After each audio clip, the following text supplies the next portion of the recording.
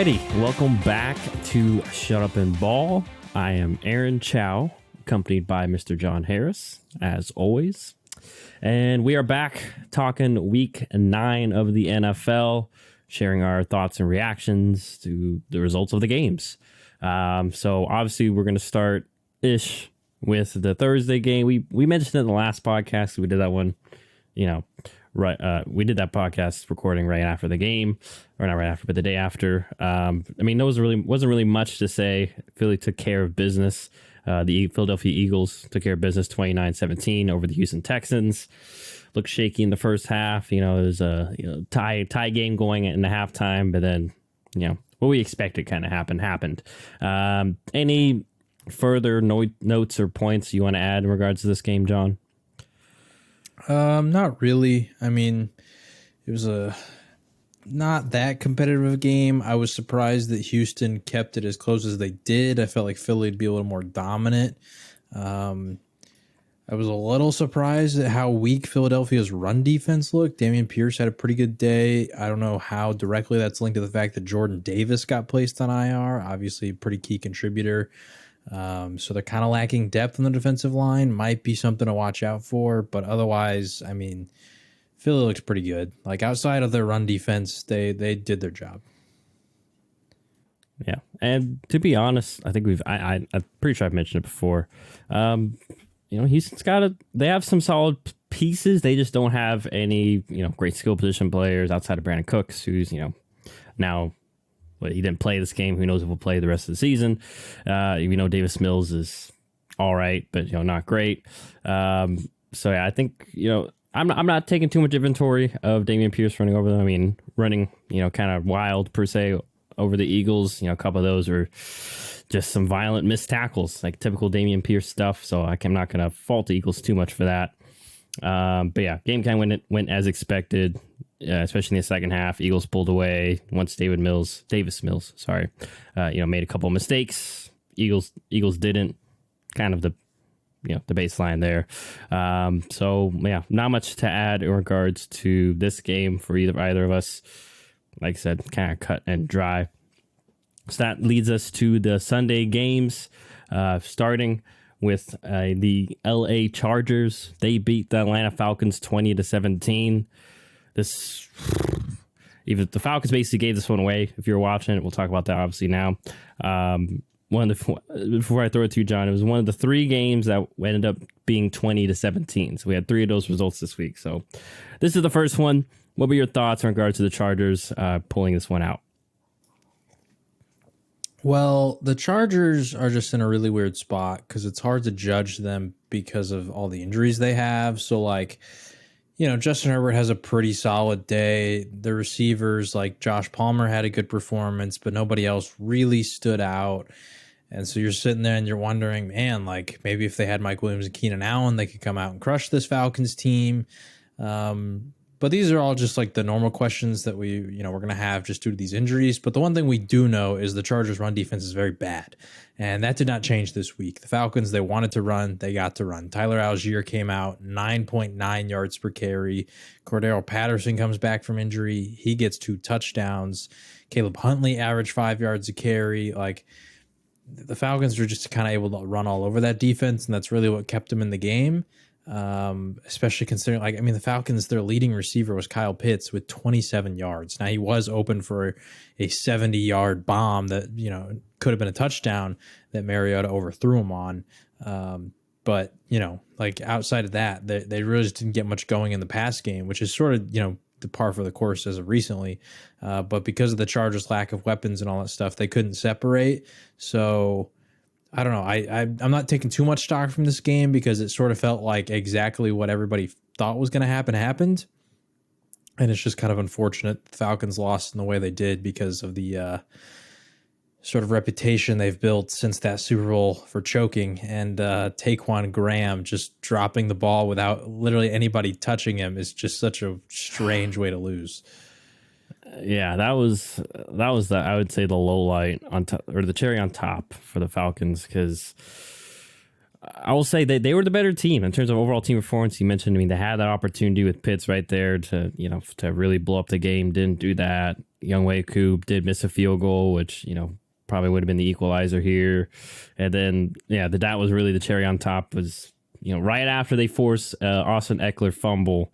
And there's no one around him. No one forced it. Once again, if you haven't seen it, go and watch it. I'm sure it's all over social, but just, big man just dropped the ball. There's no real explanation. But that play kind of just accentuated this game. It was just real ugly from both sides. Like I mentioned, Falcons obviously had opportunities to close the game out. They blew it. And for the Chargers, like John mentioned, dealing with a bunch of injuries. Josh Palmer was their best receiver, and really, I mean, you can tell. I mean, Justin Herbert dropped back 4 to 3 times. It's just they got away with it today, but yeah, it was a typical death by 1,000 paper cuts, short kind of passing game. They're lacking that explosive weapon right now in San Diego, or sorry, not San Diego, L.A. Bad habit or old habit. So, anyways, they get the key win there. So hopefully they can keep trucking along, and then they'll get some guys back from injury like Bosa and such down the line here. Then obviously for the Falcons, they lose their grip on the division. I don't think that they're on top anymore. I think the Bucs, I believe, are above them, but we'll get to them later. So that was one of the 20-17 games. We're going to go to one of the more exciting games of the weekend, though, and that is the Miami Dolphins. A lot closer game than they may have expected. They beat the Bears 35-32. It was the Justin Fields coming out party. He made some highlight plays here. Obviously, Tua had a good game with Tyreek Hill and them, but nonetheless, Dolphins pull away and win this one. What were your thoughts on this game, John? This one, like the way it played out was what I expected, because I did think Chicago would keep it close. That being said, I didn't think it'd be this high scoring for both teams. I was thinking maybe 28-24, something like that, 35-32. So, not a lot of defense played in this game. Like you said, Tua had a pretty solid performance. I know a lot of people are sharing around that video of the throw to, I think it was Jalen Waddle on the left sideline, where Jalen kind of toasted the guy and Tua underthrew him, and it probably could have been a touchdown if it was, a deeper throw. I don't know. I think Tua had a good game, so I don't want to sit here and harp on him, but I do think that because of his lack of arm strength, just like the minute difference there of he didn't step up in the pocket when there was space, like that's the difference between making a play like that and not. And so I do think that as we continue to see him grow, that's something that he does have to work on, and could be a game changer for him if he can like really perfect that footwork, because I think it was on the Manning cast, Peyton Manning was talking about Patrick Mahomes, and both the Mannings, they were not necessarily renowned for their arm strength. So they were sitting there marveling at the fact that, like, these guys like Mahomes, Allen, Herbert, they don't have to step into throws. They can just fling that thing and it can go 60 yards. And they were talking about how for them, they had to get the footwork right, because that's what led to them being able to make those throws. I think Tua is in that kind of similar situation. So although it was a really good game from him, I do think that there's still some room for improvement just in that tiny regard. I know I'm nitpicking here, but for the people who want to say he's elite, that's the kind of stuff that like you got to perfect to be elite. And if you're not blessed with that huge arm, there's plenty of quarterbacks that have to do that kind of a thing, including my favorite quarterback, Dak Prescott. Dak Prescott doesn't have the biggest of arms. I mean, it's not like weak by any means, but does have to get that footwork right. So good game for the Dolphins. I'm still a little bit concerned about their defense overall. Now the Bears are a little different because there's just not a lot of teams that have running style quarterbacks like that, like Justin Fields. But that being said, it just makes me really interested in what a potential Dolphins-Ravens playoff matchup could kind of look like, because Justin Fields just set the record for the most rushing yards by a quarterback in a single game ever. And he, despite the fact that the Bears lost, is my baller of the week. Only 123 passing yards, but he threw 3 touchdowns, and he, like I said, he had 178 rushing yards on 15 carries, a rushing touchdown. So he balled out, and I think that he's starting to. It's really interesting, because I think that, like, in terms of throwing the ball, we're not seeing any like crazy growth, I would say. Like I think that the way he's throwing the ball looks honestly the same in terms of the beginning of the year. The difference is he looks way more comfortable because he's running way more. And so I think when he does throw, there's like the field's just way more open because teams are having to adjust to that really heavy run style the Bears are running. So I do want to applaud the Bears coaching staff, and I've already done it before, but like this is the way the modern NFL works. You build your scheme around your quarterback. We've seen that with Josh Allen. Like when they built the scheme around what he does well, and that's all the, the crazy, arm angles and the bombs and all this crazy stuff built in the offense. Same thing with Mahomes, the creativity.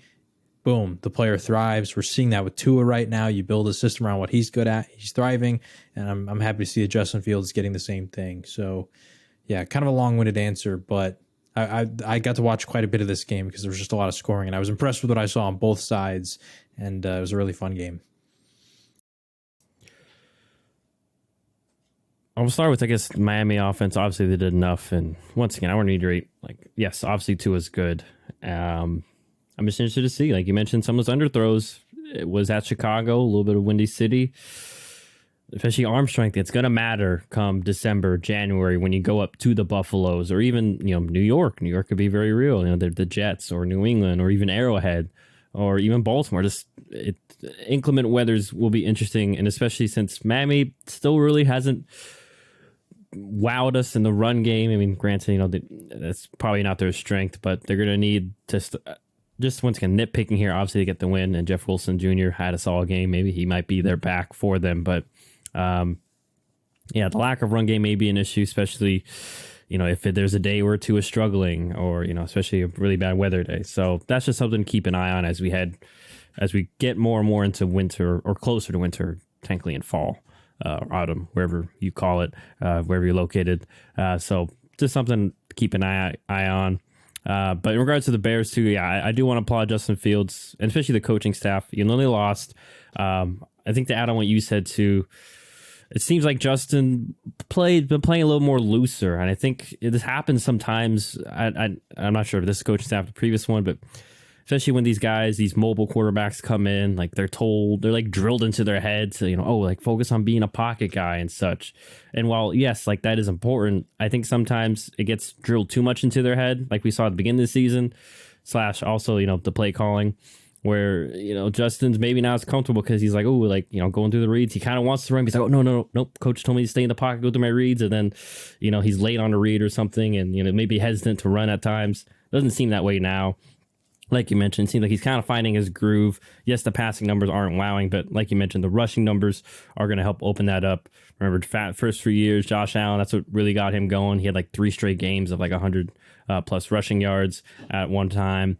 So, and obviously, first game for Chase Claypool, jury's still out on that trade. Was a pass interference, by the way, at the end. Like the guy was literally pulling him down. Who knows what affected the end result, but just... I'll go on further. I mean, there's more examples of poor refereeing, but that was an example of one. Nonetheless, though, Dolphins deserve to win too. They had a really good game. Like you mentioned, it's just the Tyreek, Jalen Waddle, Tua's getting them the ball, in the right spots. Saw Cedric Wilson Jr. sighting for the first time. I feel like all year. So nonetheless, good win from Miami. But I am concerned about their defense. Obviously, just had Bradley Chubb. And hopefully they get Byron Jones back soon, and maybe that can remedy some of those issues. Because 32 against Chicago or letting Chicago get 32 is not a great look. But they get the win nonetheless. Now we go to a blowout here in Cincinnati, Battle of the Cats, where the Cincinnati Bengals, they beat the Carolina Panthers 42-21. By halftime, this game was over. The Bengals scored 35. It was the Joe Mixon show. John, what were your thoughts in regards to this game? Well, I did not see this one coming. I'm pretty sure I locked the Panthers to cover, and clearly they did not. You unfortunately did. Yeah. To be fair, I also picked the Panthers, so it's not like John's the only one here with egg on his face. Yeah. It's really interesting because, PJ Walker had a really rough start to this game through 2 interceptions in that first half. Only had 9 total passing yards. And that was kind of the story of the day. Like, offensively, they honestly couldn't do anything. Like, rushing-wise, their leading rusher was Foreman with 23 rushing yards. Like, there was not a lot there. And then at a halftime, Baker Mayfield came out, and he was the quarterback. And so I think he got cleared last week, but because PJ Walker was still playing well, they kept Walker going, rode the hot hand, and it came crashing down in this game. So Baker came out, and he actually had a pretty good performance, 155 yards, 2 touchdowns, but it was just too little, too late. Like you said, by halftime the game was over. So when he came in, it was just kind of garbage time, and trying to make it look a little less bad, I guess. But honestly, I think the one thing that I just did not expect was a Joe Mixon eruption.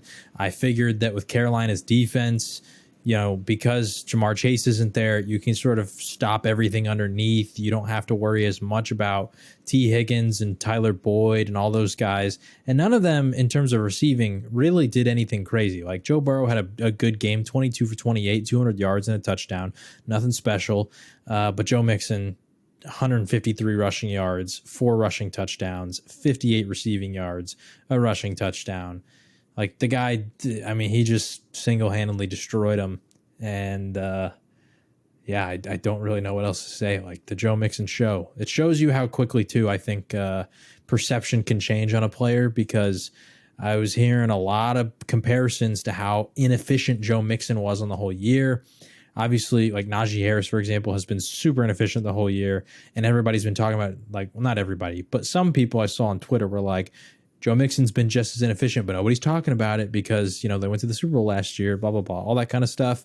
And then Joe Mixon erupts in this game, and now all of a sudden everybody's, loving him again. So I just think it is a cautionary tale, I guess, of like when a player is super uber talented, at some point that talent is probably going to shine through, especially when they're not like super old or anything. Like Joe Mixon's still a very young back in his prime.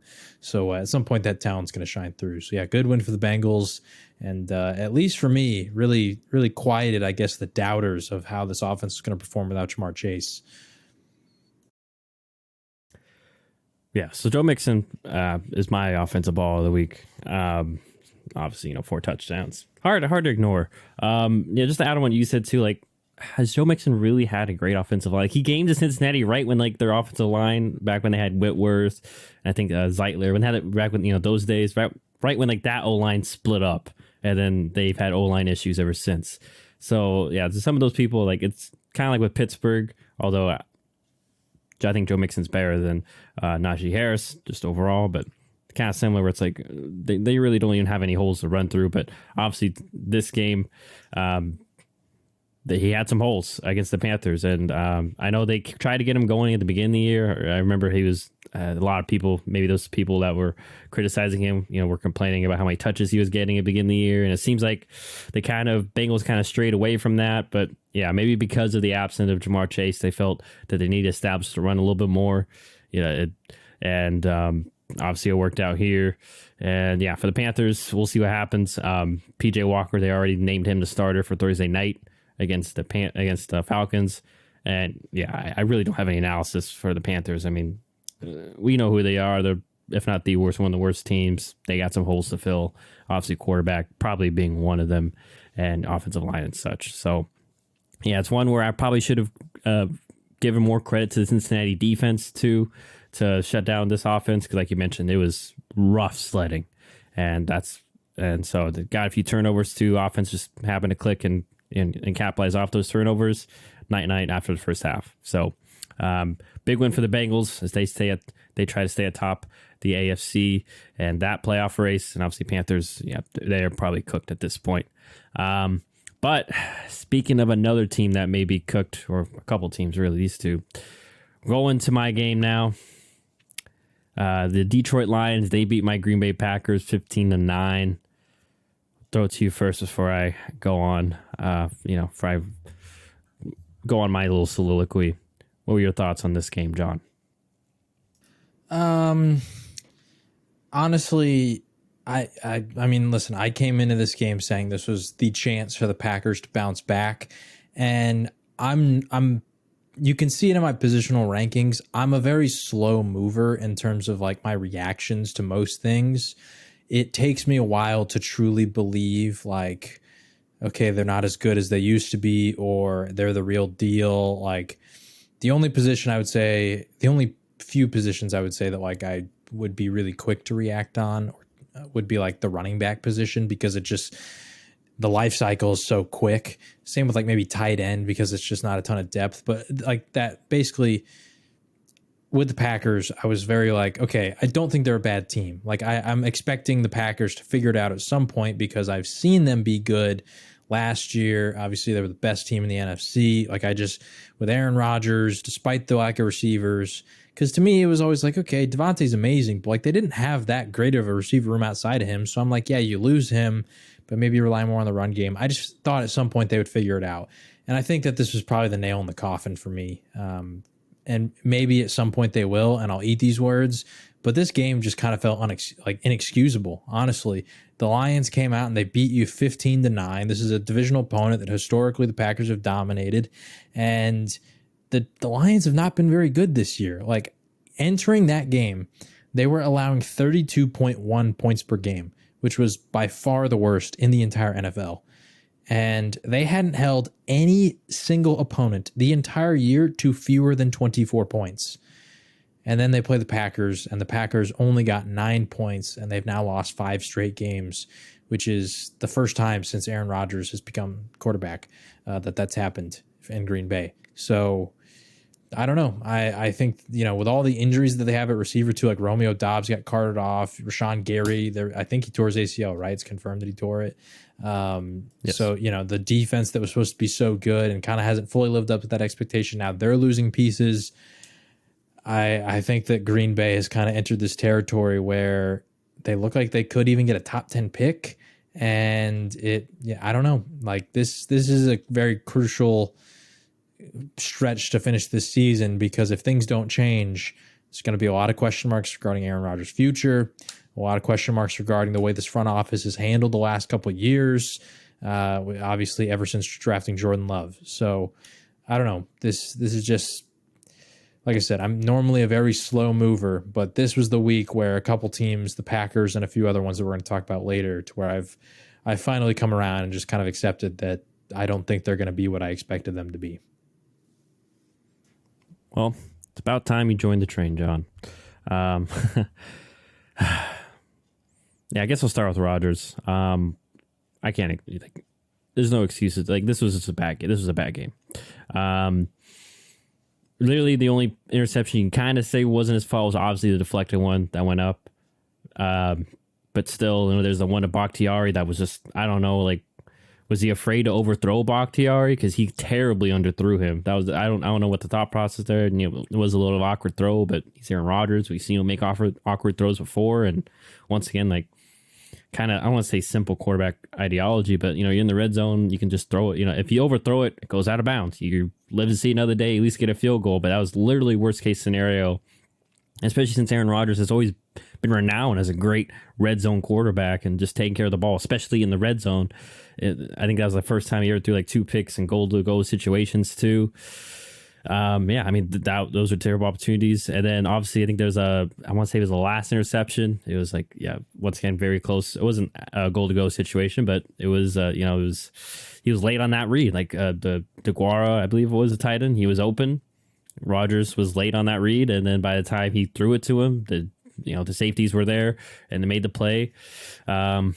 It just stinks because defense did their job. They held the Lions to 15 points. And heck, at one point, they even, one of those off before Rodgers threw one of those third interceptions, Jair gifted us a great field position. And at that point, too, when Jair got that pick, I was like, okay, like this is our opportunity to quit screwing around and we can, get back in this game. And then, Rodgers, it was Tonyan, sorry. That's when Rodgers threw that pick. It was late on Tonyan. And, really from there, I know, the Lions end up punting after that, but that was the golden opportunity that we missed on. And, I can sit here and highlight that, yes, the wide receiver room isn't impressive, but it's just, I think at the end of the day, it's just a bad mixture of things, mixture of lack of receiver talent. Offensive line's been kind of a mess. Bakhtiari's been in and out. And once again, we got to point the finger at Aaron Rodgers. Like, I love him, but he hasn't been great this year. And obviously this game was, he saw, I'm hoping he was getting frustrated at himself because, like, I can't see, usually I'm more like, okay, maybe it was, the receiver's fault. I'm hoping you put some of that blame on yourself, Aaron, because, that it wasn't a great performance. He seems, and he was optimistic after the game, like, hey, we've all been counted out, yada yada, and that's his job. Though I'm not sitting here and expect him to say, oh yeah, the season's cooked, like we're over. No, he's gonna keep fighting to the end, which I respect. But as objectively as I can say, even just my pure Packer fandom, I can't. I've been on this boat for a while. Like at this point, I don't think we're gonna make the playoffs. And yeah, I'm interested to see how much longer we throw Aaron out there. I imagine for a while more, but yeah, we already lost Rashawn Gary, who is like, I would say at least our second best defensive player right now. And just to highlight what's ahead, we're gonna have no cap space because Rodgers' contract is interesting because instead of counting less against the cap as time goes on, it's going to count more and more. So who knows what happens there. Amos and Preston Smith are due for new contracts, but we have no cap space, so probably gonna have to let those guys walk. Don't know who's gonna fill those shoes because Darnell Savage has been okay, but he hasn't been lived up to the billing that I think we all expected, especially in Green Bay. And I don't know of another edge rusher that we can just slap across. So the needs are growing. Once again, you look back at that Jordan Love draft, maybe kind of wish we'd gotten a wide receiver. So, hey, maybe anything else, like literally almost anything else could probably help at this point. That's why I said it then, I'll say it now. It was a wasted pick. No offense to Jordan, not saying he was a wasted purchase, wasted pick. And we're starting to see, management playing. Green Bay management's always kind of played it safe. Oh, we're always going to think ahead. We're always going to draft ahead. We're going to draft guys that we can develop as opposed to guys that can help now. We're not going to tip into free agency. Seeing that kind of come to fruition right now. This is not a team that's ready to win right now. This is a team that's missing pieces. And honestly, I don't even know what the timeline is. Like, are we a year or two away? Or it also feels like, man, we're a couple of years away because, like I said, there's some decisions cap space wise that we're stuck in. So rant over. Credit to the Lions. They're building something. They got solid pieces, and there's a big win for them at home. And yeah, as much as I'm not, end of story, I'm not buying Aaron's optimism.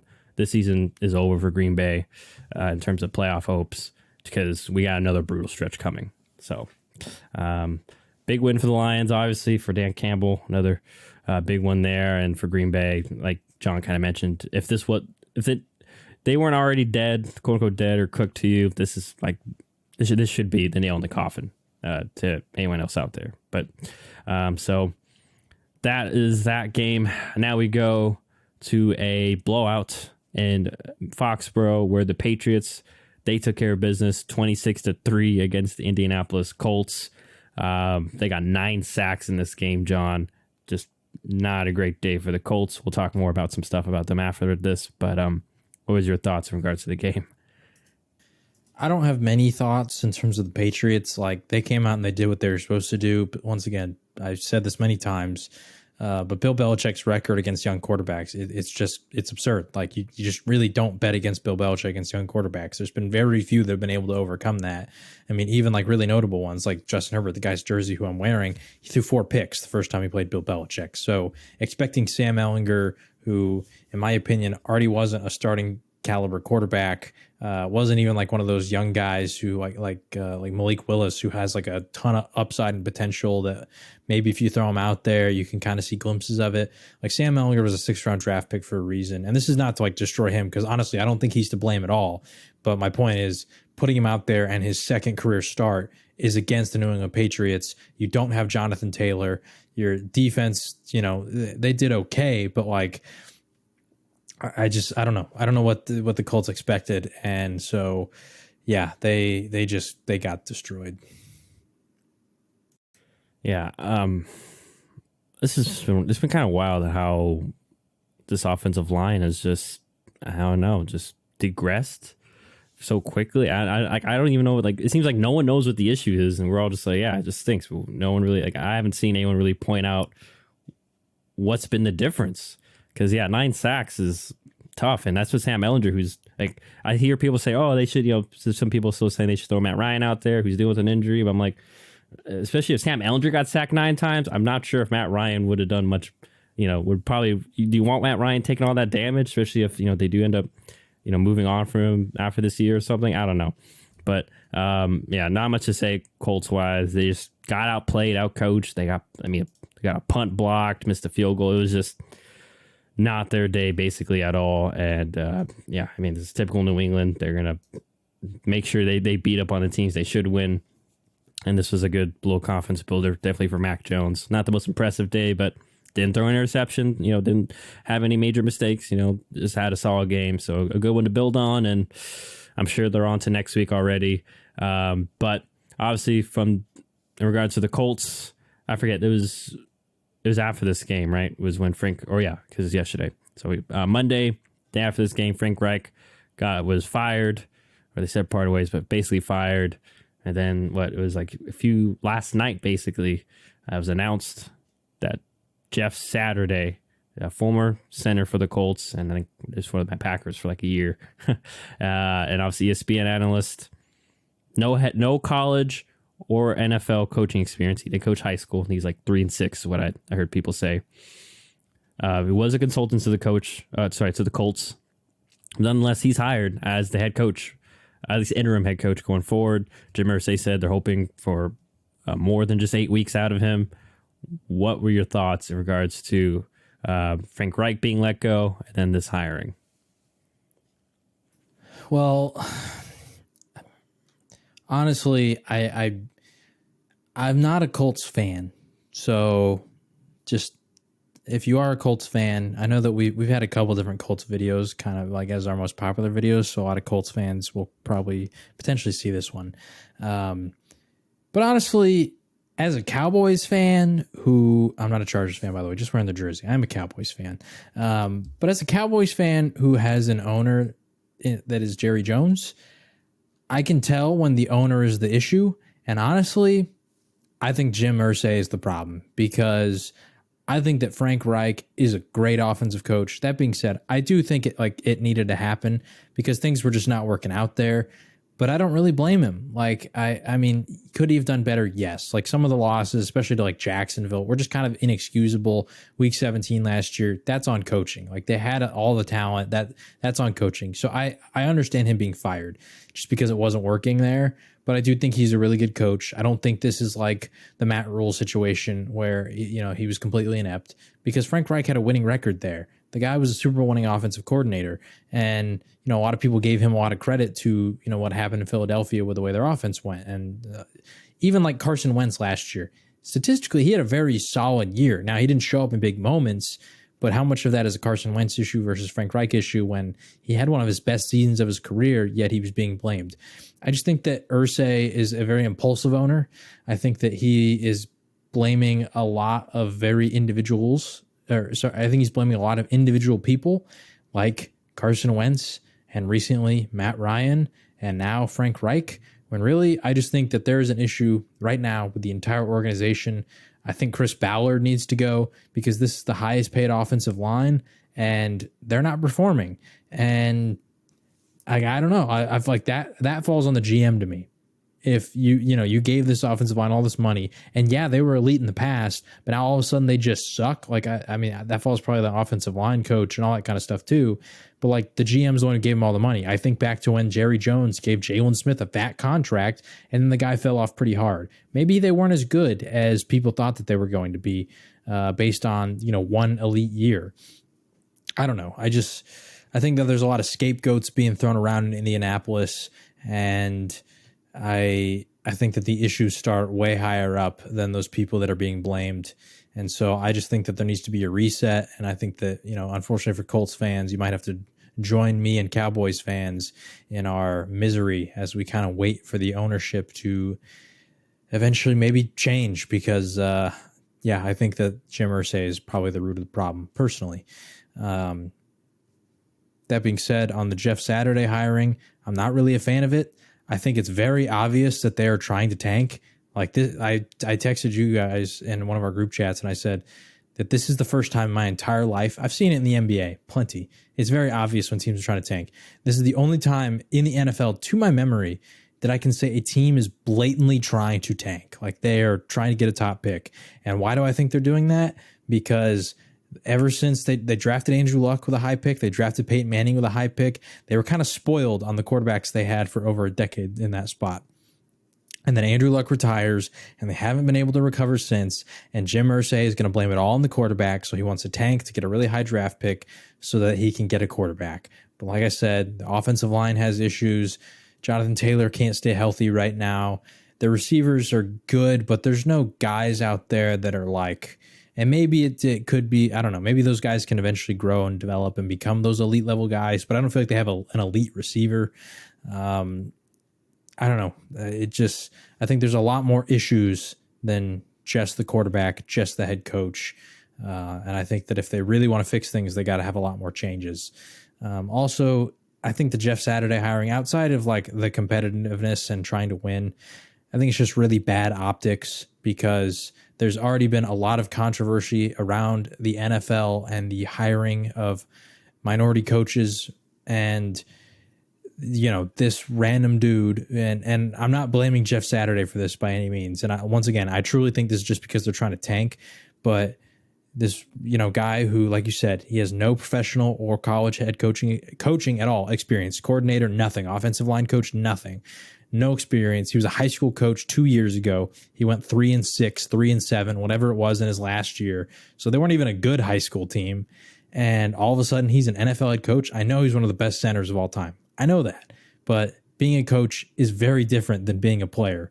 So, and this is once again, nothing against Jeff Saturday, but when there was already an issue with minorities potentially being hired and all that kind of stuff, this is now going to further that conversation because Jeff Saturday is a white guy and he did get hired with absolutely no experience. And it's probably a fair point that minorities are not getting that opportunity. So I don't know. I just think from an optics standpoint, it was bad. From a competitive standpoint, it was bad. There's a lot of coaches in that room that are probably now expecting that they're done. They're not going to get a chance to be a part of this coaching staff after the year because they just got skipped over. Like the guys who were the coordinators, the guys who were the different people who were impressive in the organization, they just got completely skipped over for a guy who has absolutely no experience because Jim Irsay likes him. So I don't know. Organizational dysfunction, in my opinion. Yeah, I want to add, in regards to Jeff Saturday hiring, I guess I'll work backwards a little bit. Like they have two other guys. They have John Fox, who has head coaching experience, and they also have Gus Bradley, also has head coaching experience. So can't say that they didn't have other options in house. Like those guys also, at least could have been interim for. Go ahead. I was just going to say, if they wanted to hire a former Colts legend, Reggie Wayne is on the coaching staff. So like a former Colts legend, former Colts legend who is actually currently coaching on the team, if he got the job, it'd be way more understandable.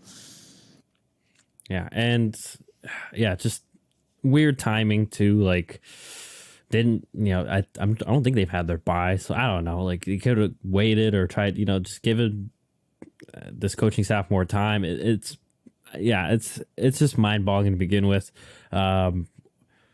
I think I text this to you too. Like in regards to Frank Reich getting let go, I mean, heck, I hope he gets.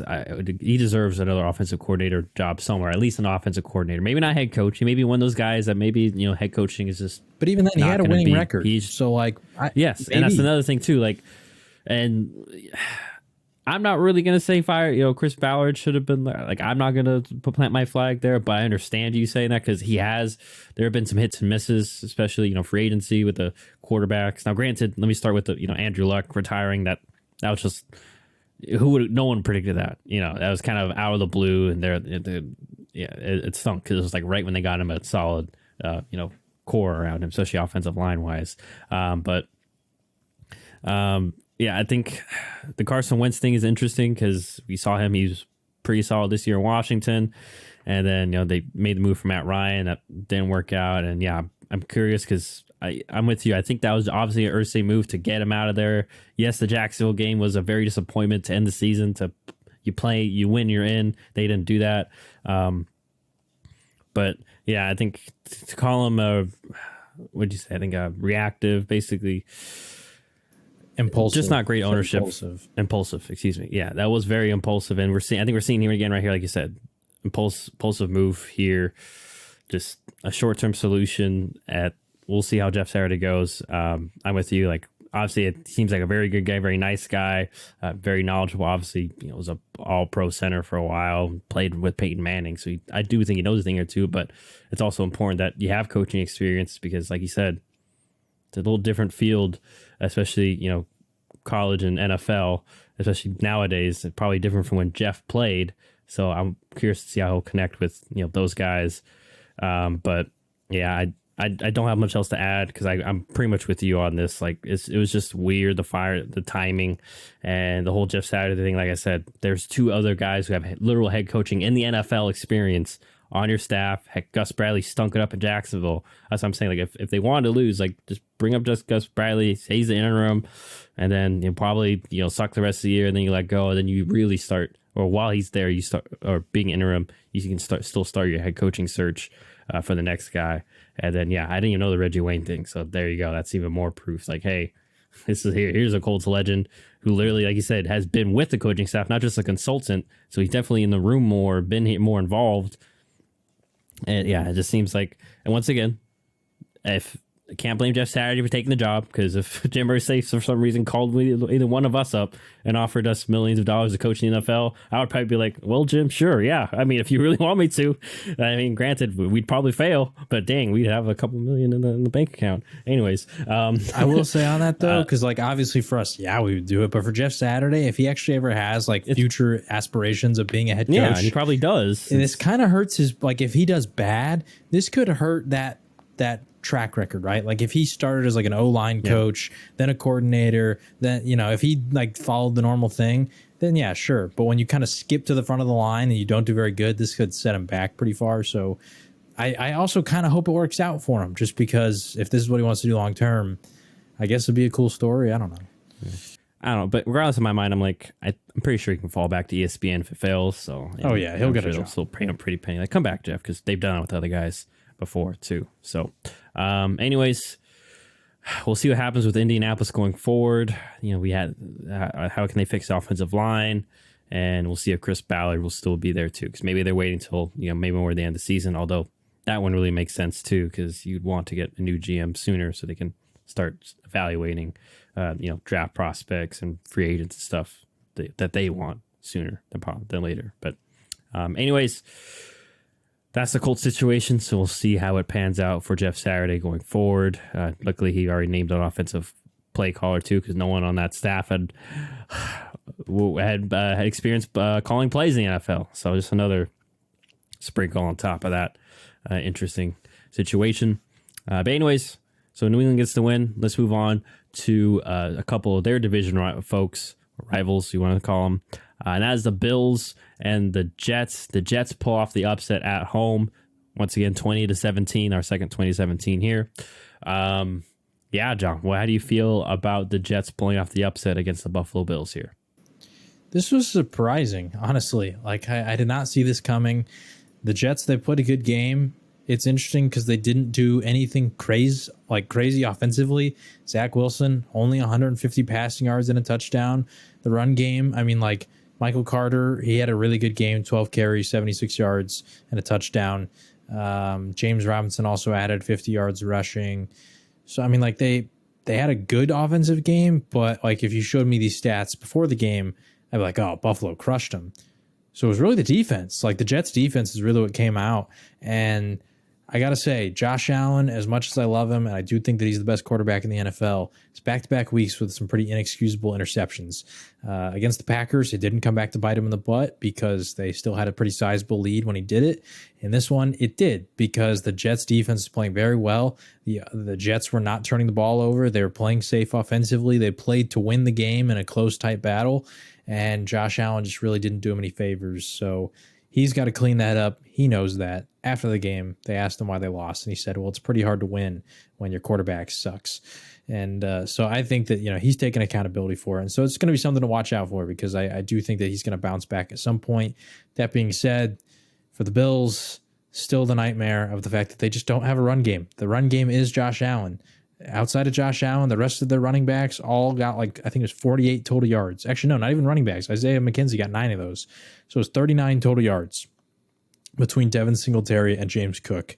And you don't have Zach Moss anymore, and Naheem Hines isn't really I mean, he's new to the team, so like, you got to cut him some slack, but he's also not going to be some workhorse running back. And so I just still worry about this offense and, a game like this potentially being what loses them, their shot in the playoffs, because if Josh isn't perfect, like him and Lamar are like the two quarterbacks that I'm like, if they're not on, they're probably not going to win, because they don't have, like, in Lamar's case, there's not a ton of receivers that are just going to go out and like just win their battle and make a play when Lamar is not throwing the perfect pass. And in Josh Allen's case, if he's not, just slinging it all over the place and making tons of plays with his arm, there's not going to be that much of a run game outside of him. So I don't know. Good win for the Jets. Shout out to you, because you saw this coming on their defense. At least they matched up really well. They performed really well, and they did what it takes to win. And they're sitting at 6-3. And I think some people after this game, might be sitting and feeling pretty confident about the Jets' playoff chances, because it felt like maybe they weren't for real, but when you beat the Bills, they could be for real. Also, I do want to say this game could be very important at the end of the year for divisional tiebreakers, because they now have lost to both the Dolphins and the Jets. I don't think they've actually won a divisional game yet. Now, I don't think they've played the Patriots yet. I might be wrong on that, but I don't think they have. So now they're sitting at 0-2 in terms of the divisional games. Now, they still have the best record in the division, but, something to watch out for sure. So yeah, I'll start with the Bills, because like you mentioned, the offense goes, Josh Allen goes, and for the most part, it's going to go great. But there are times when the defense is really good, they go up against, and Josh just can't overcome it. Plus, it's an issue I harped on in the offseason that I wish they would have kind of addressed. They didn't, and we thought that Gabe Davis could be the number two, a really good number two, but he really kind of hasn't. He has moments, but I mean, I think that divisional. I feel like that conference championship game is probably some recency bias was applied there, because he hasn't really been a reliable number two. Diggs had a solid game, but I think they're missing another threat on the outside, another reliable threat to pair with Diggs, or like you said, even a solid running back. Because Singletary and James Cook is a rookie, so I'm not saying he gets a full pass, but it's a little more understandable. He's still not fully a part of the offense and such, and he's still finding his way in the NFL. But yeah, that's a concern for me, because we saw it last year against the Chiefs. Granted, once again, Gabe Davis came up big, and obviously Josh Allen came up big, but with the teams, take away Stephon Diggs in the passing game, can everyone else, win their matchups or, make enough plays otherwise? And kind of saw this game that didn't happen. And then also credit the Jets too, playing complementary football. Kind of went back to what got them that winning streak, what's gotten them here, as opposed to, against the Patriots last week where they're trying to air it out. Also, credit my guy Zach Wilson, just playing it safe. Hey, we're gonna run the ball, but Zach Wilson also, keeping plays alive. He did escape a lot of sacks, or throw the ball away a couple times where would have been a terrible sack, would have got them in bad field position. Just little things like that don't really still up on the stat sheet, like I've said. But yeah, maybe a concern for Buffalo going forward too is their run defense, because they haven't really been in any situations where they had to defend the run for 4 quarters. I mean, most of the games they've been blowing people out by the second half, so never really had to worry about trying to get the ball back for your offense. So size and run defense could be an issue for the Bills going forward. But yeah, I didn't even think about the division thing, so that's going to be huge going forward for the Bills. But yeah, huge win for the Jets, and I get the feeling too for the Bills. I feel like that bye week was a little unfortunate timing. It's like one of those where, like, man, like, you really don't want the bye week because we got a lot of momentum.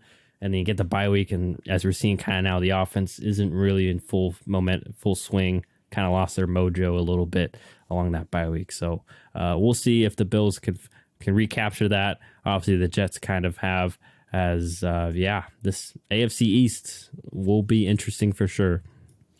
I do want to add real quick. You made the point about how, like, some of the other players are not stepping up outside of Diggs.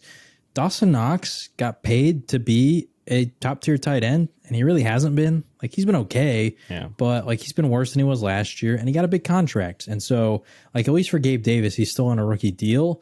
And so it's a little more excusable to me for him than it is for Dawson Knox, because with Knox, when you get paid that big money, like, you got to show up and earn it. And as of right now, I don't think he is. So I did just want to add that in. Yeah. So we'll see if he can live up to his payday. Speaking of people living up to their payday, old Kirk Cousins and the Vikings keep trucking along quietly, but not so quietly as the clip went viral after this game. Kirk was in chains, bare chested. They were celebrating because they got the big win over the Commanders, 20-17. Kirk got revenge on his old team too. They didn't want to pay him, and he kind of got the last laugh here. Anyways, John, what were your thoughts in regards to this close win over the Commanders for the Vikings? I don't know how to feel about this one. Honestly, I wasn't really impressed with the Vikings. I felt like they didn't capitalize on all their opportunities. Dalvin Cook in the run game didn't really do much. I don't know. It was a weird game. Like, they did enough to win, and Kirk Cousins did pretty well. Like, he was solid for the most part. But even then, like, he only completed about 50% of his passes, and I don't know. I don't know what to take away from this game, because honestly, I don't think that Washington is very good. Like, I think, yeah, okay, congrats, you have a 500 record. But from what I've seen out of them in their games against other NFC East opponents, I just feel like the other NFC East teams who are like, and the reason I'm comparing them, the Vikings, to those teams is because, like, these are the top record-wise teams in the NFC. The Washington got crushed. Like, when they played Dallas, it wasn't even close, and that was against Cooper Rush. And I know that Minnesota's defense is not as good as Dallas's, and they only allowed 17 points, so it's not like they did terrible by any means, but it just felt like, I don't know, it just felt like this wasn't a convincing win for Minnesota. Luckily, this is the NFL, not college, so you don't really have to convince anybody. You just got to win the game, and every team is going to have games like this, so maybe this is just a game where you come out, you win, you learn, and you move on, and you get better. But I don't know, I didn't feel like super sold on Minnesota watching this game. It felt like there was opportunities for them to be better, and like 7 of 16 on third down just seems like there was some missed chances to where they could have, I guess, sold me more on their 7-1 start. I'm a little more encouraged than you might be. I do want to start with the fact that, 7 of those points, once again, poor refereeing / referee training. I mean, one of the refs was literally like a screen for that deep Curtis Samuel play. I mean, once again, like, it's $1 billion. I got billionaire owners. Like, can we? No offense to that guy. I'm sure he's trying his hardest, but can we not get better trained referees? Like, you can't be having that, especially now that betting's a real thing and such. Like, things like that are gonna be major issues, and almost was, because once again, you could argue that outside of that, I mean, I know they scored another touchdown, but outside of that, I mean, Washington's offense didn't really do a lot production-wise.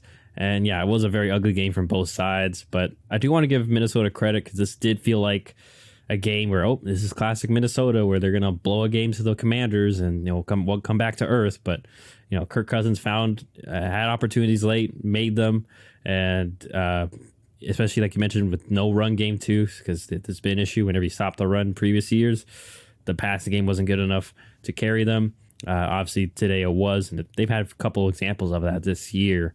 And the defense is better than I expected. Now, granted, like I said previously, guys like Zadarius Smith have been huge, a huge pickup for them, and getting Danielle Hunter back as well has been great for them as well. And Jordan Hicks has been a really good pickup for them too, to pair with Eric Kendricks. So yeah, I mean, like you said, wasn't a dominating fashion, but it is the NFL. It's like we've seen this year. It's a weird, kind of crazy-ish year where, like they said, there's the reason it's a saying, any given Sunday, and Washington almost pulled one out here. But credit to the Vikings for not getting lost within the fact that they were losing, or is a close game, or getting frustrated by that. Still stuck to their guns and won at the end of the day, pulled out the win there. So, and obviously they were pretty ecstatic since we all got to see chained Kirk in the plane afterwards. So we'll see if we get to see a little more of that as he continues to evolve that persona. I need chained Kirk to show up in a non 1 p.m. game. Yeah, I'm sure that'll happen. But anyways, that was our last 20, or not our last. We have one more 2017 game, actually. There's multiple. Sorry. I think there's 4. So anyways, now we go to one of the more surprising-ish results, especially when you see how the game opened up.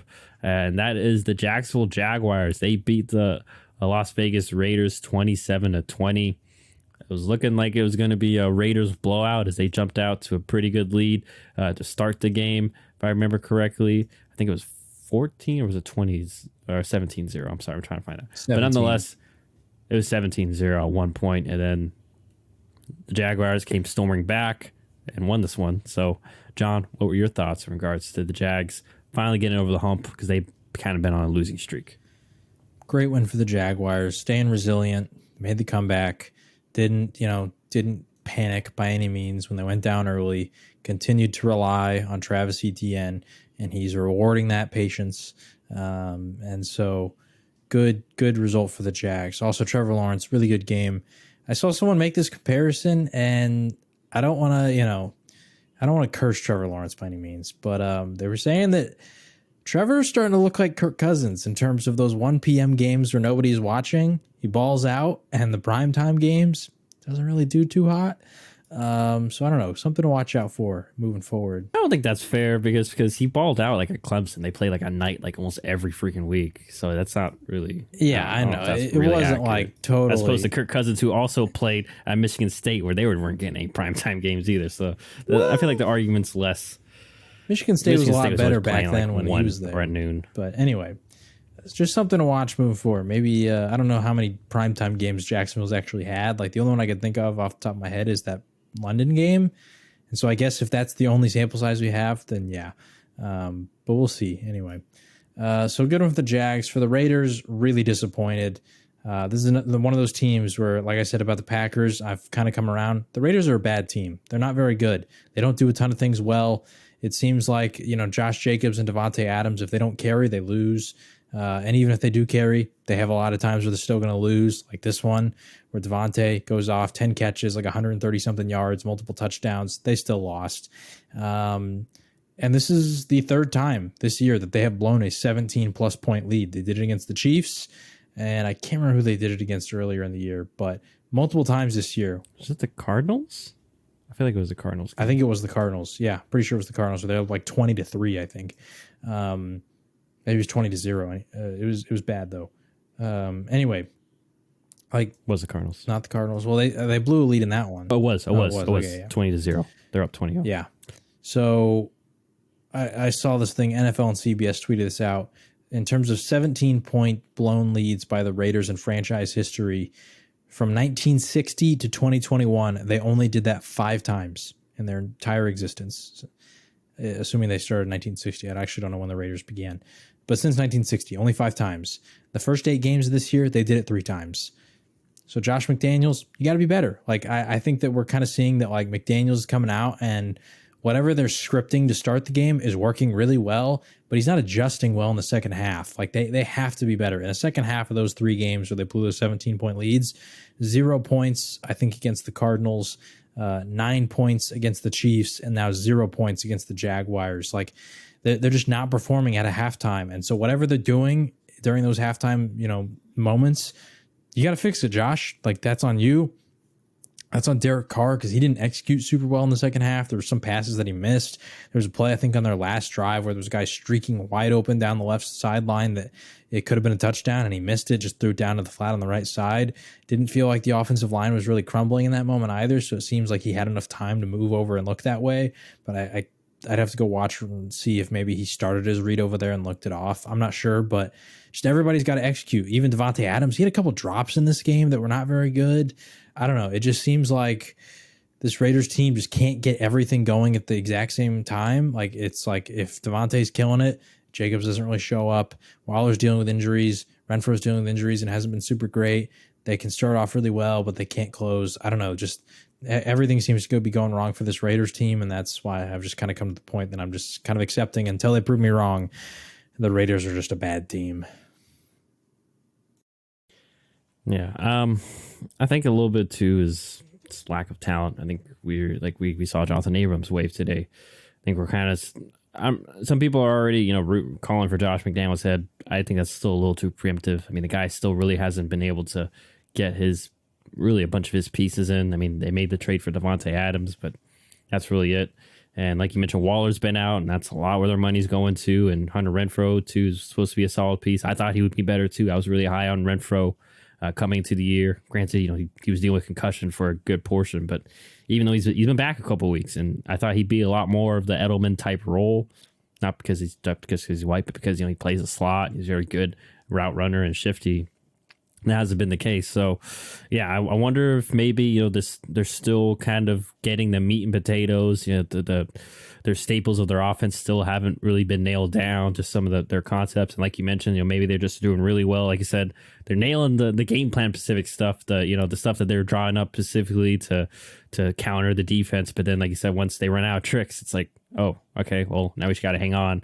And the few weeks they've won is because Josh Jacobs is running the ball, and that's not really like, I would say, game plan specific, especially, second half. It's just, different run concepts. But yeah, I really don't know exactly how to fix that Raiders offense. We'll see. I think you got to add pieces and need a little more time. And Raiders defense, I'm not too shocked that Jacksonville came back on them, but yeah, I mean, when you're given these leads, you need guys to make plays, and I think we're seeing the fact that they don't have many difference makers outside of Max Crosby, and I think we're even seeing now, like, he's good. Like, he's like really good. Obviously, I don't think he's at the superstar level. I think he's more like just a star, and then like other than that, no one else really scares you on that defense. And like you said, credit Jacksonville. Could have, especially for a young team like this, they could have forced the issue, made compounded mistakes, and dug themselves a deeper hole. Stayed patient with the run game. Trevor Lawrence, once again, credit to him. I've been kind of nagging him the past few weeks, making critical mistakes and critical moments. Otherwise playing really great, but that's been his big issue is, red zone interceptions or missing throws on key third downs. Obviously didn't do that this game. Nailed those down, and yeah, it is nice to see ETN get 28 carries as they're trusting him to be the workhorse guy. And so I think that they're building good things here going forward, and obviously, important for Trevor Lawrence to keep building and keep getting better, since they'll get Calvin Ridley next year, and I'm sure that they'll be a pretty good team next year as well. But we'll see if they can salvage this season. And for the Raiders, yeah, we'll see. As a Packer fan, I miss Davante Adams, and I wonder if at times Davante misses us. But who knows? He's in Vegas, so maybe not. Probably not. Anyways, that is Raiders Jaguars. Now we move on to the good old NFC West showdown between the Seattle Seahawks and the Arizona Cardinals. Was looking like the Cardinals were gonna walk out with this one. They got out to a good. They actually had an opening drive touchdown, the first one this season, first one, and I think they said 13 games. Which, look at the offensive minds there. That's that's not a good stat to have. Nonetheless, Seahawks win this one 31-21. John, the Geno Smith comeback year continues. Seattle's continues to wow us all. What were your thoughts in regards to this rivalry or this division showdown?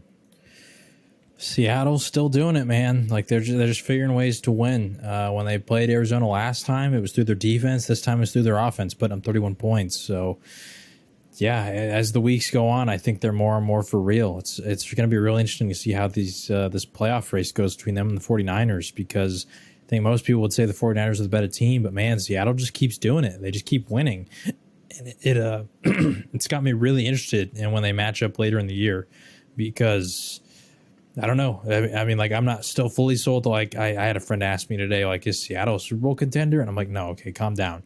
But man, like, you never know. If they start winning some games, like the way that Geno Smith has been playing, if they can beat, especially like the Niners and some of these other teams, like, who knows? Yeah, like sometimes a team just got to get hot at the right time. Like we've seen other quarterbacks, like, who are lesser than what Geno Smith is doing right now, and they've made it to the Super Bowl. So you never know. That being said, for the Cardinals, better performance than they had last time against Seattle, but still not good.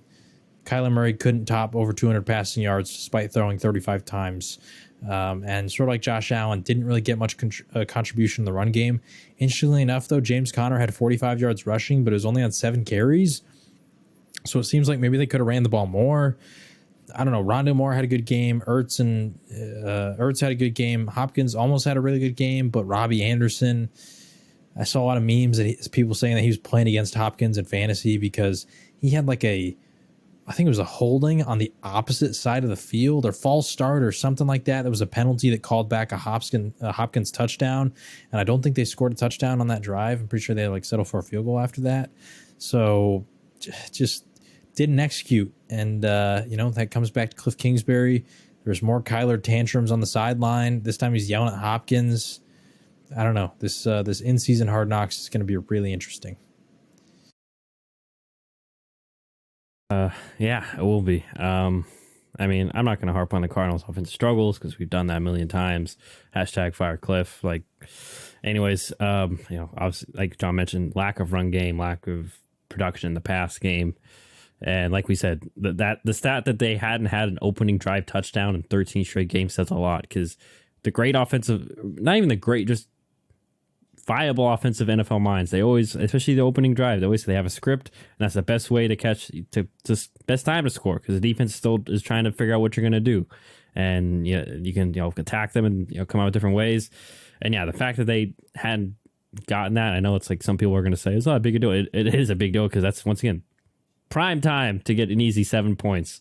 And even then, like, watching that drive wasn't like super impressive, but credit Seattle. They've found a kind of a winning formula here. Geno's been playing really good ball, especially, and once again, I think one of the 7 points was off an interception, I want to say. Yeah, it was a pick six too. So really, the Cardinals offense only scored 14 points. Once again, their defense did their job for the most part. I know, Seattle scored 31, but I mean, doesn't help when they have, I'm looking at here now, I mean, there's so many 3 and outs or even 4 and outs, like just not sustaining drives. Defense has to stay out there longer. Vance Joseph can only come up with so many tricks.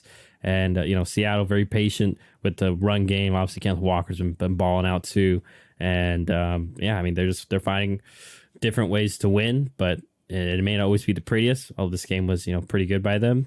But, credit Pete Carroll.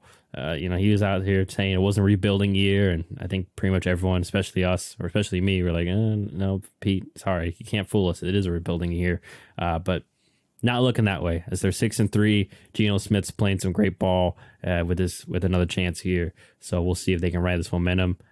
I'm with you. Don't think they're a Super Bowl contender, but I could easily see them being the team that beats a Super Bowl contender early on and ruins their year. Not saying like San Francisco, but like San Francisco, or like an Eagles, for example, just random, wild card win. So we'll see how they do going forward.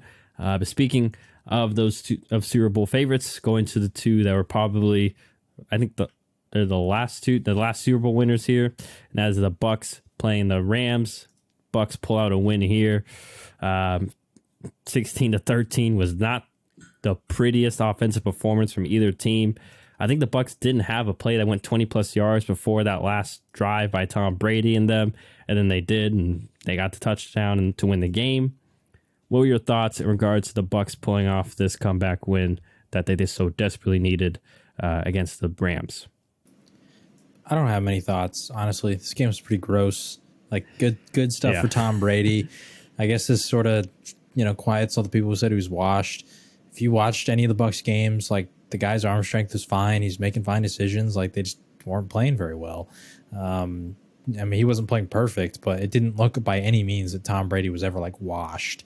So I'm not shocked that he was able to do this. K. Dotton, good performance. Seems like they're building more and more chemistry. Leonard Fournette did not have a great game. I think at some point he got pulled and kind of benched. He got averaged 2 yards per carry. I don't know how much of that is the offensive line and how much of that is him, because even like Rachaad White, the replacement, the rookie, he didn't do great either.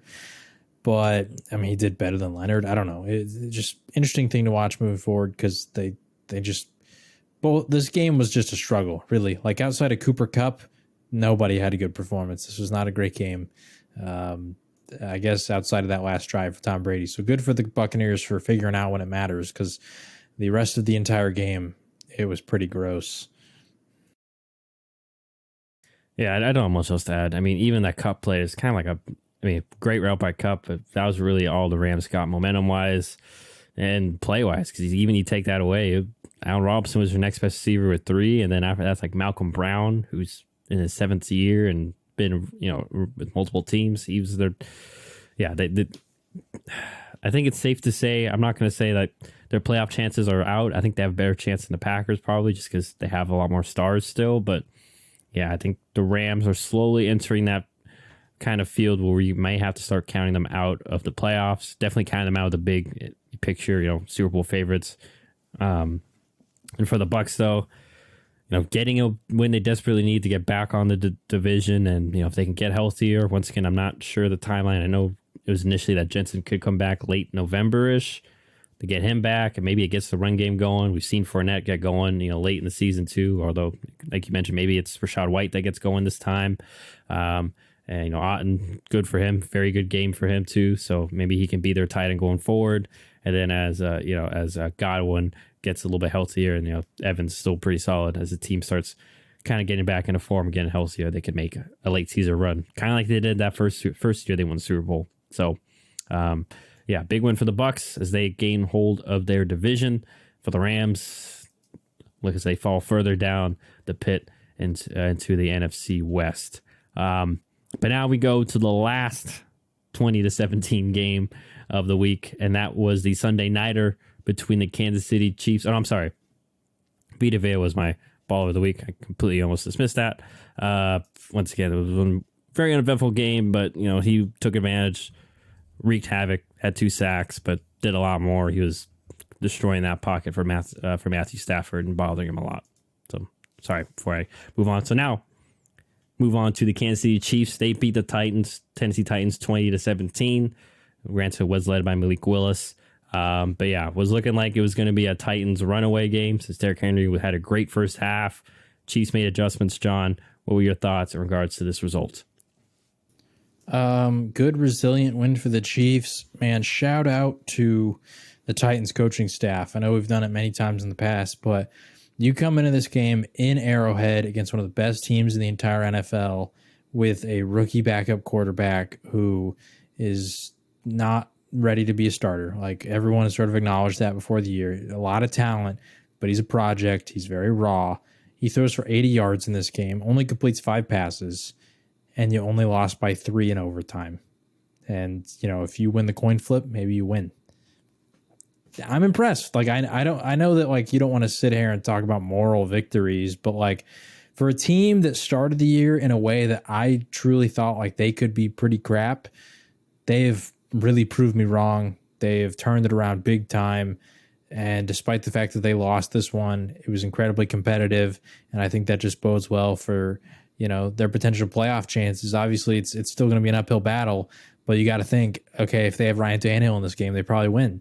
Because that, like, I don't really love when most teams make that excuse with their backup quarterbacks. But, like, honestly, the difference between Malik Willis and Ryan Tannehill right now is pretty massive because Malik's a good runner, but Ryan Tannehill is just so far superior of a passer that, like, he would have had more than 80 yards. Like, he could have at least doubled that.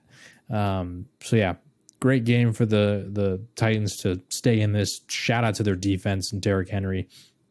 I mean, after the game, there was like a clip that kind of went mini viral of Derrick Henry shaking every defensive player's hand afterwards because they did their job. Like, they kept him in it. And like I said, if the coin toss went another way, maybe they could have won.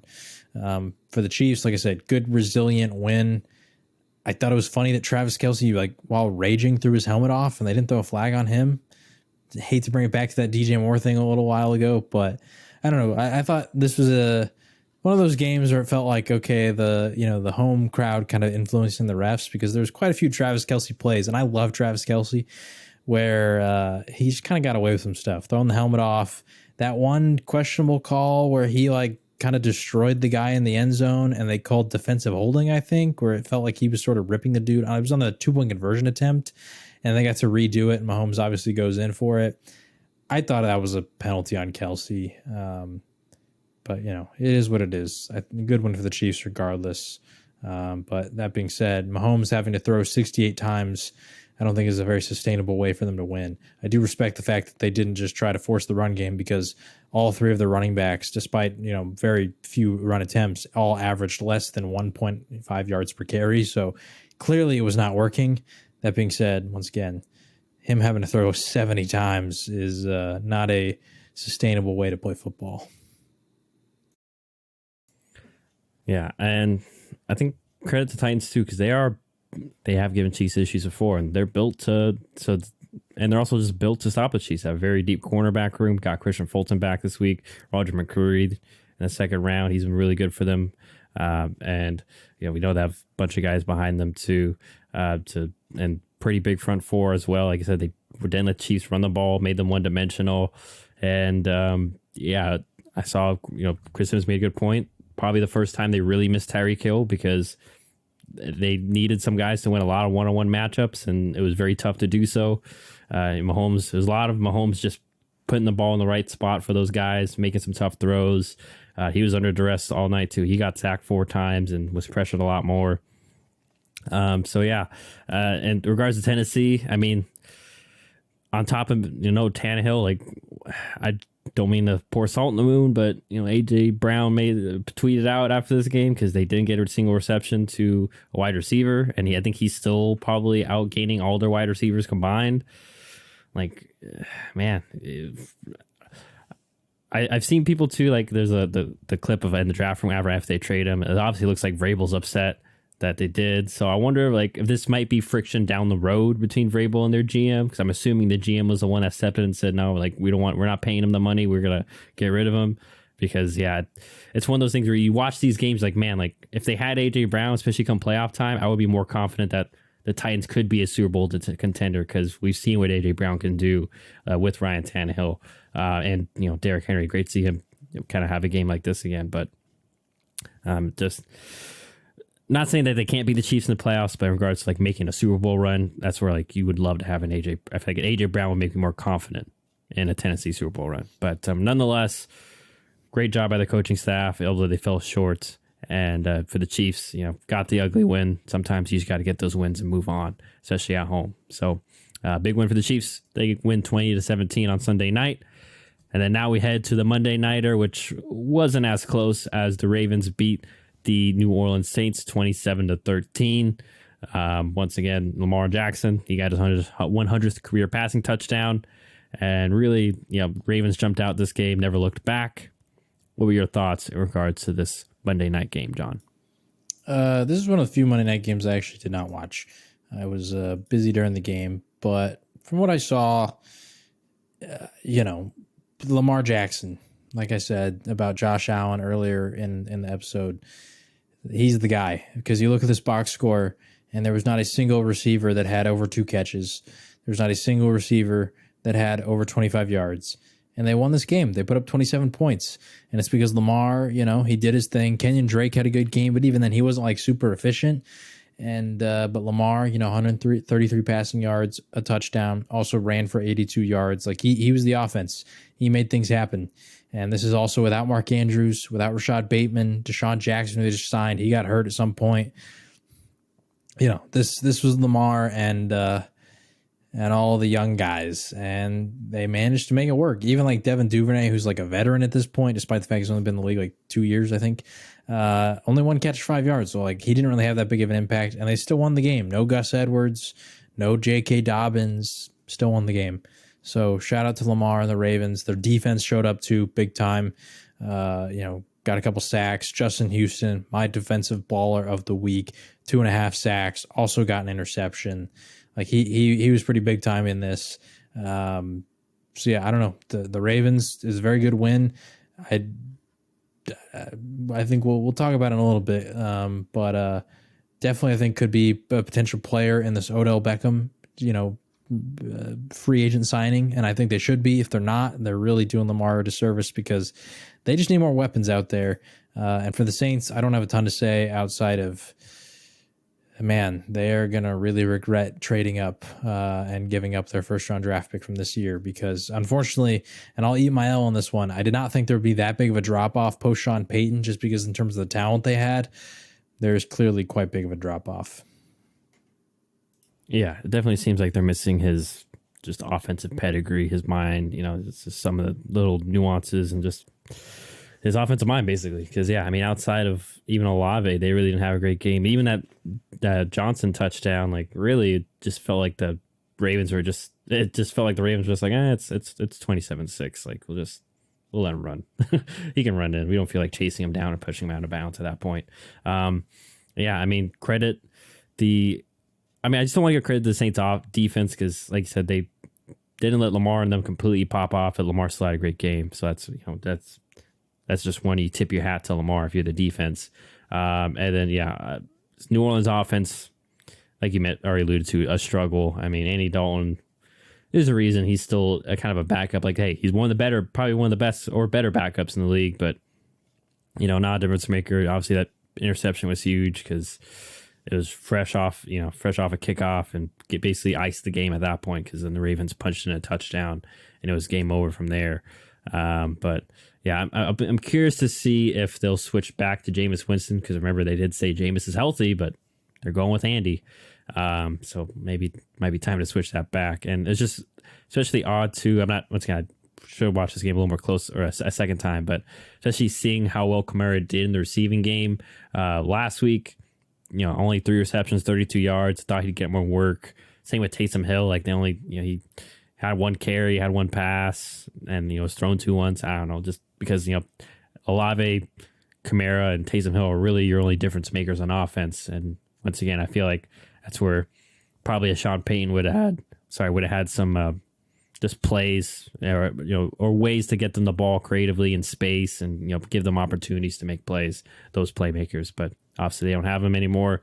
And yeah, like you mentioned, probably starting to really feel that effect of his absence. But yeah, big win for the Baltimore Ravens, and Lamar gets his 100th touchdown pass. So good for him. Good thing he didn't decide to play wide receiver. So those are the Week 9 reactions and scores and results. Now, you want to talk MVPs first, or do you want? Okay, so let's talk midseason MVPs. Now that we're having Week 9 is technically the halfway point. I'll throw it to you first, John. Name. It doesn't have to be any particular rank or order. I'm not going to force you to rank them, but. Andy, who in your mind is in the MVP conversation at this point in the season? You're muted, by the way. Obviously, Josh Allen, 2,500 passing yards, 19 touchdowns. He does have 8 interceptions, which is quite a bit. But, I mean, half of those came in the last 2 games, and, talked about that earlier. I mean, he's balling. This also doesn't even include the fact that I don't know what his total rushing yards are on the year. But he's got a lot of those too. This year he's got 400 rushing yards, 4 touchdowns. Like he's on pace to have his best season ever in terms of rushing performance.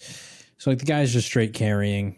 He's doing his thing. So Josh Allen would be in there, just spitballing names. Mahomes is probably in there. Jalen Hurts is in there. Although I don't like the Eagles, so I will admit my bias here, but I don't think that Jalen Hurts' impact is as big as Mahomes and Josh Allen personally. I think Derrick Henry deserves to be in there. Unfortunately, it's a QB award, but like the guy leads the NFL in rushing. Tyreek Hill deserves to be in there. He's on pace to have the most receiving yards ever in a single season. What'd you say? Yeah, I was gonna say add him too as an outside looking in because I also wanted to add. I think it was Bill Barnwell. He threw Tua in his own MVP conversation. Okay, that's what I figured. I mean, like at this point, I think Tua's having a really good year, but he's only played 5 full games, 6 full games. And we saw Teddy Bridgewater have. Granted, they didn't win. We saw Teddy Bridgewater have similar production in the limited time. That to me, it's not even like fully about that. It's just like he played against the Patriots, played against the Ravens. The Bills one is where he got the concussion. Then it gets doubled down against the Bengals. So he played in both those games, but didn't complete them. And he plays the Steelers, the Lions, the Bears. So I'm like, okay, you only fully played 5 games. And in those 5 games, you put the Bears, the Lions, the Steelers, all in 3. Like those teams suck. The Patriots and Ravens, those are good performances because those are good teams. But I don't know.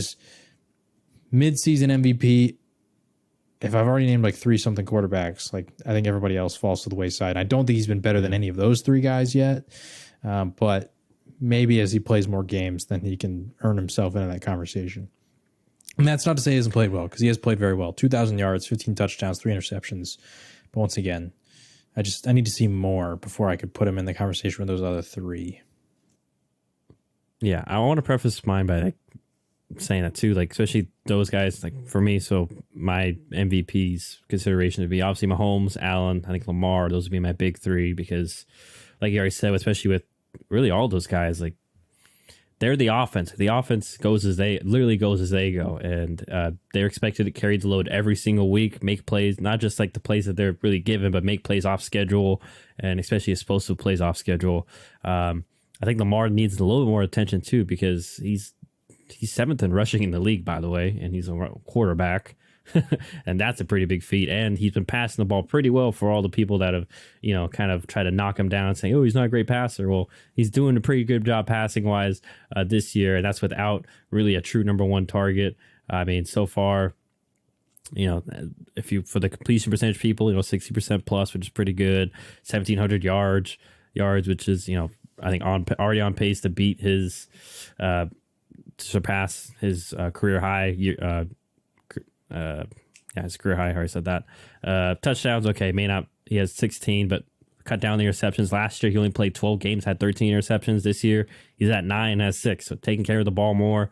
And I already mentioned he's literally 7th in rushing. Like you don't see that out of quarterbacks, at least especially at the midway point of the season, that have played every game.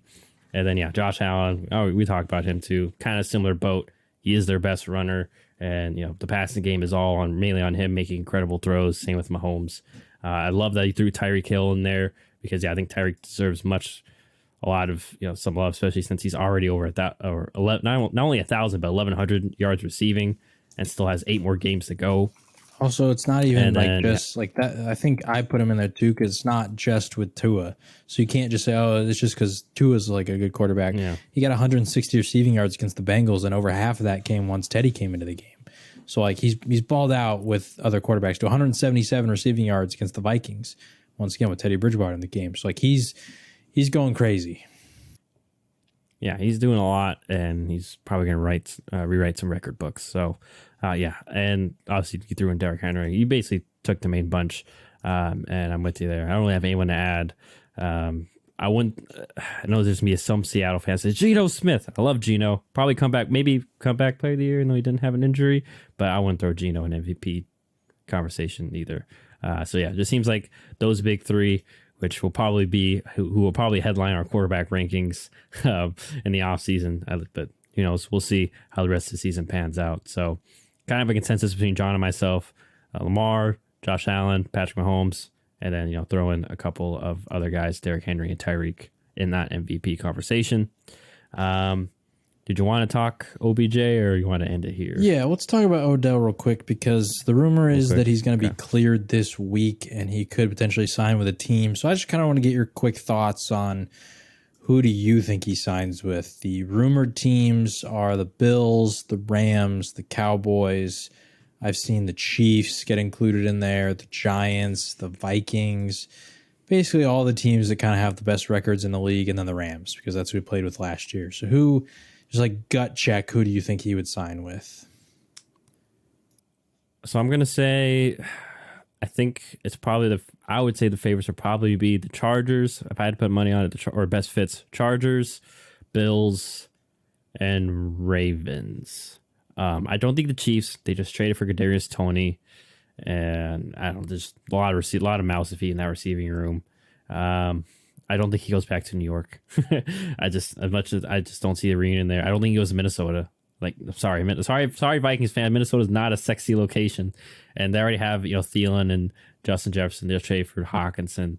So I think those three, Chargers, Bills, and what was the third one? And Ravens. Those would be the three teams I would say would be the likely destinations, in my opinion. All in winning situations too. That's why I didn't say the Rams. I know the Rams might need him, but he probably wants to win a ring, and I do feel like the Bills are the favorite, especially since Vaughn's been been lighting up his DMs or just been at him constantly to go there. So, what about you? Yeah, I would say the Bills, honestly, because I think that, like you mentioned earlier, Gabe Davis he's been very boomer bust. When he plays well, he gets those big, long plays, but that's kind of the only impact he's really having. And it's not a consistent thing. And so I think that they want a guy who they can rely upon is like, okay, if Diggs is covered, like we need somebody else to beat their guy pretty consistently and not just on like go routes. Like we need him to beat him on ins and outs and curls and all, underneath stuff too. And I think that would make the most sense. It is interesting to see what happens with this Josh Allen injury news. We didn't really talk about that, but like if he's out, that might sway things. But I mean, the guy got hurt and then he threw like a 70-yard bomb that was like pinpoint accuracy against Sauce Gardner, which, by the way, that was defensive holding. But anyway, so I don't think it'll really be that big of a deal. But I would say probably Bills. I wouldn't be shocked if the Chargers got him. I think he might feel a little more questionable about the Chargers just because of all the injuries that they're kind of having over there. So like the Bills feel like a more surefire shot if you're going for a ring. Also, I think the Bills might be, I think compared to most teams, actually might be willing to pay more money because, I mean, they're going all in. Like, you see how much they paid Vaughn? Like, from what I've heard, he wants a multi-year contract. And again, what, 6 years? Too. Yeah, exactly. He wants a multi-year contract. He's late in his career. So I wouldn't be shocked if the Bills were willing to do that. I don't know their cap situation, but I wouldn't be shocked. I know my Cowboys have kind of been thrown in there, and I don't know if you've seen, but literally today, like Jerry Jones, Mike McCarthy, and Micah Parsons all made comments about Odell Beckham publicly. I don't see it happening because honestly, I think that Jerry's just going to be a cheapskate and he's not going to want to offer him a multi-year contract. He's not going to offer him big money. So I just don't see it happening just because of that. Like, he's sitting here making all these comments about, oh, Odell's going to look real nice if he had a Cowboys helmet on. And then Mike McCarthy said, yeah, we love Odell. We've heard such great things about him. We have a ton of respect for him. And then Micah Parsons just on Twitter said, yo, Odell, come to Dallas. Like, that was kind of the recruitment pitches. But once again, Jerry and Stephen Jones, just based on their track record, do not seem like the type to splash the cash on a free agent receiver coming off an injury like Odell. Despite how impactful I think he could be when healthy, I just don't see him offering that kind of money. So that kind of weighs into my decision of like, I don't think he'd go to the Vikings because I feel bad lumping like the Vikings and Giants together because I do think the Vikings are a better team than the Giants. But if I'm Odell, like I'm not going to sit there and say, yeah, if I want to win a Super Bowl, I'm going to go put Kirk Cousins and Daniel Jones. Like, just no offense to those guys. Now, Kirk Cousins is way better than Daniel Jones, so like that'd be more reasonable. But out of a lot of the teams listed, it's like, would you rather play with Josh Allen or Kirk Cousins, Mahomes or Kirk Cousins, Lamar? Like, you know, there's just a lot of other quarterbacks that I'm like, oh yeah, the other guy.